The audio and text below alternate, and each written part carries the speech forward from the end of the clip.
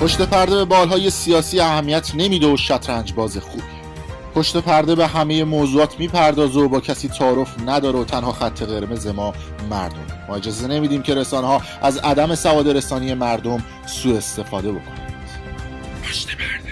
مخاطبین از رسانه پشت پرده، سلام. بنده امین فردین، خوشحالم که به همراه تیمم بار دیگه با یک برنامه پشت پرده دیگه با شما هستم. امروز قصد دارم که خودمو افشا کنم و دوست دختر خودم رو ازش رونمایی بکنم، چرا که یک نظرسنجی ما در اینستاگرام گذاشته بودیم و گفته بودیم که در بین این دوتا سوژه، یعنی افشای دوست دختر من و آینده بورس و طلا و ارز و کلا آینده اقتصادی ایران، کدوم ما مستندش رو منتشر کنیم و دوست دارید ببینید، که دوستان زحمت کشیدن و گفتن که آقا دوست دختر تو رونمایی بکن. یعنی افشای دوست دختر من برای مردم اولویت بیشتری داره تا آینده اقتصادی ایران. یعنی دیگه امیدی به اقتصاد ایران ندارن، ولی خب زیغ خیال باطل ما حالا مونده که خودمون افشا کنیم. و در همین ویدیو چون دوستان زحمت کشیدن و اومدن که ببینن دوست دختر من کی بوده، آیا در کنار ساحل ما یه حرکتی انجام دادیم یا ندادیم، ما آینده دلار و یورو و بورس رو میگیم. خب دیگه دفعه دیگه نرید دنبال پشت پرده من بگردید. در خصوص وضعیت یورو، دلار و بورس، با توجه به اینکه آقای روحانی بعد دولتش رو پس از 8 سال تحویل بده و آقای رئیسی همونجوری که نظرسنجی ها میگفت بیاد سر کار و بیاد توی قوه مجریه فعالیت خودش رو انجام بده، خیلی خوشبینن و میگن که آره نمیدونم آقای رئیسی سیستم بیت پشتش هست، سیستم سپاه پشتش هست و قوه قضاییه دستش بوده و خیلی از افراد بلندپایه دستشه. باید ببینیم که آیا بعد از اومدن ایشون سر کار چه اتفاقی برای یورو و دلار میفته. من یک آنالیزی میکنم و تحلیل خودم رو میخوام بگم. همیشه هم گفتم در ویدیو، تحلیل من وحی الهی نیست، نمیدونم چیزی هم نیستش که از سمت خداوند به من گفته باشه، یه تحلیله و ما تحلیل رو میگیم و خودتون رو یه 2 تا 4 تا بکنید متوجه میشید که آیا این تحلیل درست هست یا نیست. بعد از اعلام شدن نتایج رسمی انتخابات 1400 در طول 24 ساعت اولیه یک شوکی به قیمت یورو و دلار وارد شد. یه مقداری افراد هیجان زده بودن و قیمت یورو و دلار کاهش پیدا کرد. همین که اون افرادی که تعیین کننده قیمت یورو و دلار هستن به خودشون اومدن، به ناگاه یعنی یه ذره اومد پایین، یعنی -1 اومد پایین، 2 تا رفت بالا شد +1.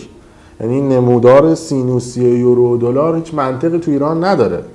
یعنی یه دونه میاد پایین 3 تا میره بالا، دوباره یه دونه میاد پایین 3 تا دیگه میره بالا. این در مجموع میشه رشد قیمت یورو و دلار. اما چیزی که پیش بینی میشه برای قیمت یورو و دلار، دولت آقای روحانی تا روز آخری که بخواد قدرت رو تحویل بده سعی میکنه که قیمت یورو و دلار رو به پایین ترین حد ممکن خودش برسونه. چرا این کارو میکنه؟ به خاطر اینکه دولت رو با قیمت پایین تحویل بده، ولو به صورت فیک. حالا فیک یعنی چی؟ یعنی اگر قیمت یورو و دلار مثلا یورو 29000 تومان هستش، در روز آخر و در هفته‌های آخر سعی میکنن که قیمت رو از 29000 تومان به 24 23 یا شاید 22 بکشونن. یعنی 7-8000 تومان با سرعت قیمت یورو و دلار رو کاهش میدن و خزانه رو هم خالی میکنن و تا جایی که میتونن هرچی پول در خزانه باشه خرج میکنن. دست و دل بزن طبق قانون خرج میکنن. میگن که خب اینجا ما باید اختصاص بودجه میدادیم، اینجا باید واما رو میدادیم، اینجا باید فلان پول رو خرج میکردیم و سیستمی که آنکه کار را که کرد آنکه تمام کرد و دم آن دولتی گرم که به ما بودجه داد، به ما پول داد و از خودش میخواد یک خاطره نیک توی تعدی آخرش به جا بذاره. حالا کاری نداریم تو 8 سال گذشته چجوری به فنا داد.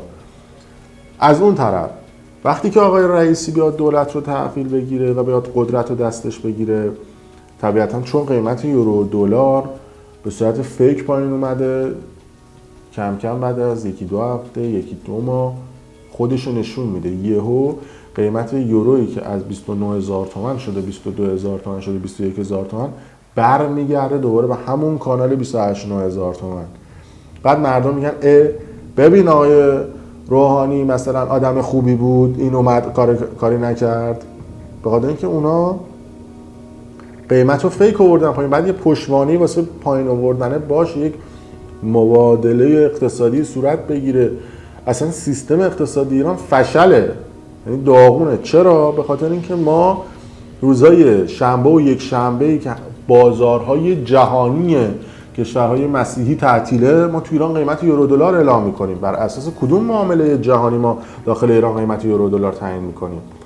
قیمت اونس جهانی کاهش پیدا می‌کنه، تو ایران قیمت طلا بالا میره به خاطر اینکه وابسته به قیمت یورو دلاره. روزای شنبه و یک شنبه ما قیمت اعلام می‌کنیم، روزای جمعه‌ای که آخر روز کاری اتحادیه اروپا و امریکا و نمیدونم استرالیا و سایر کشورهایی که تبادلات اقتصادی توشون صورت میگیره، ما توی ایران هیچ کدوم این کارا رو انجام نمیدیم. از اون طرف روی بورس هم همینطوریه، یعنی مطمئن باشید که بورس در یکی دو هفته آینده و در یک ماه آینده جهش میکنه و شاخص بورس رشد میکنه و مردم یه مقداری از اون ضررهاشون جبران میشه، ولی فقط روی تابلوی بورس. چون اگر بخوان سهامشون رو بفروشن یا سهامی رو بخوان جابجا بکنن نمیتونن، چون انقدر صف فروش بزرگه، صف فروش بورس و اون نوک پیکان فروش بورس، یعنی سر صف دولته، اون وایستاده سر صف تکون هم نمیخوره. تا وقت اون جلوی صفی سهام خرید و فروش نکنه، ته صفیه که مردم عادی ان نمیتونن سهامشون رو خرید و فروش بکنن. در بورس ایران اینطوریه. دولت هم خودش وای میسه اونجا مثل این دیوار دفاعی سد میگیره، قیمت رو میکشونه بالا.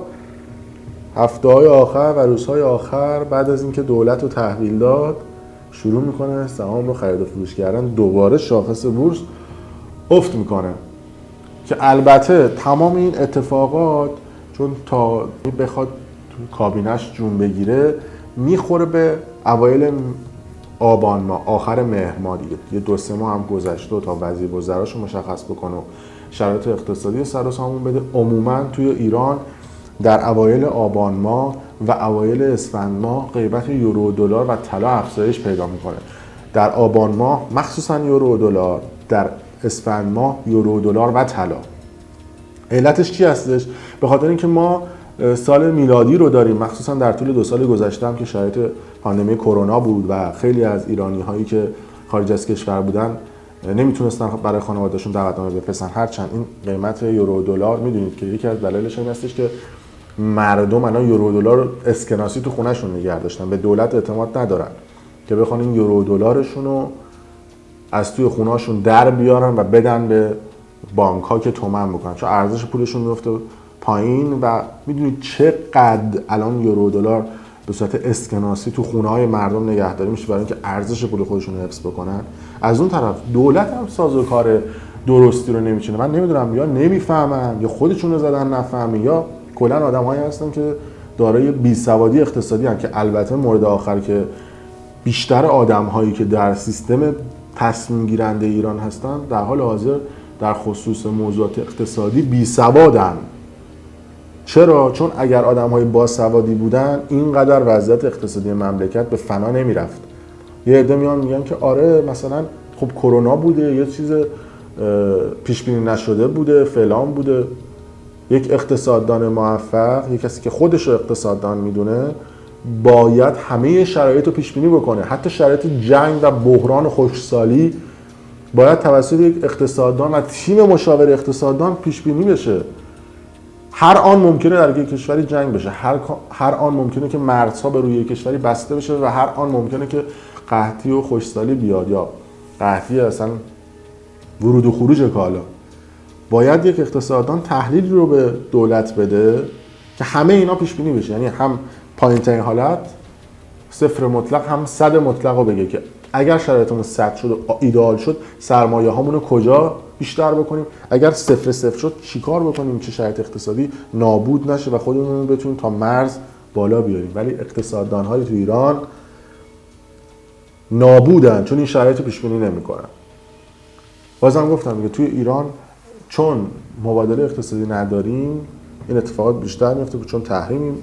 برگردم به صحبتم که چرا آبان ماه قیمت یورو دلار بالا میره، به خاطر اینکه سفارتخونه ها باز میشن برای تعطیلات ژانویه و سفارتخونه ها راحت تر ویزا میدن. این هم یه نکته هستش که سفارتخونه ها در آبان ماه و اوایل اسفند ماه راحت تر ویزا میدن. قبلا هم گفته بودم در اپلیکیشن کلاب هاوس، به خاطر اینکه در آبان ماه خب خیلی از کشورها تدارک دیدن در همون ژانویه و هولوش همون آبان آذر، البته منظورم در همین 2-3 ماه، چون خیلی تدارک دیدن برای و حتی دی ماه، یعنی آبان آذر دی، این بازه 3 ماهه سفرهای اروپایی خیلی اتفاق میفته.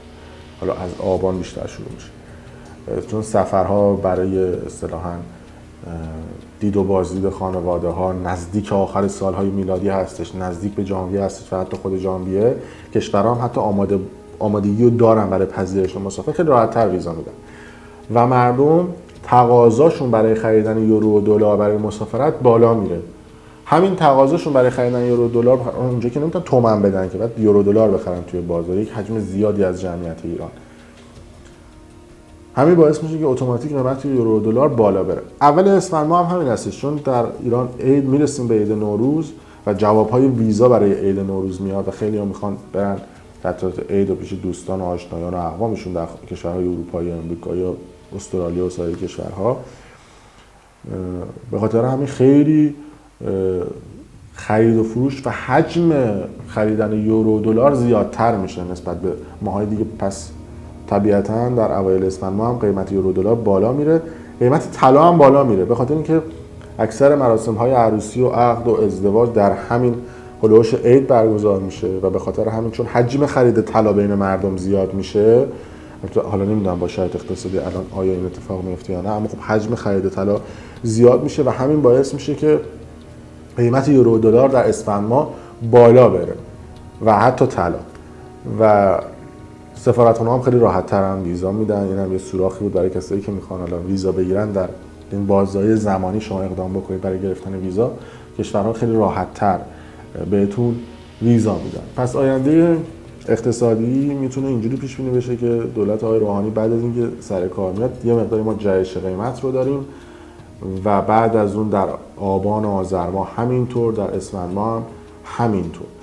و حالا اقتصاددان‌ها پیش بینی کردن که قیمت یورو دلار صبونم نچرخید ببخشید یک افزایش چشمگیری خواهد داشت، هرچند بعد ببینیم که با موضعی که آقای رئیسی گرفت و در خصوص اینکه با امریکا مذاکره نخواهد کرد و خیلی محکم نسبت به این قضیه صحبت کرد، قطعاً آمریکا این بار باز هم شمشیرش رو از رو می‌بنده و فشارهای بیشتری میاره برای اینکه تبادل اقتصادی بین دو تا کشور سخت انجام بشه و فروپاشی اقتصادی اونجوری که خودشون میگن اتفاق بیفته و همین باعث میشه که دودش هم تو چشم مردم بره تحریم ها، چون اون کسی که آقازاده است، باباش مدیره، باباش رئیسه، اقامت کشور اروپایی آمریکایی داره، قرصی دارویی بخواد میاد تو اروپا آمریکا میخره، اقامتش اینجا هم داره، اصلا تو ایران نیست، پولاشو هم همه آورده این و همین باعث میشه که خیلی شیک و مجلسی اصلا تحریم براش بی‌معنی باشه، گرونی براش بی‌معنی باشه، نفهمی گرونی چی.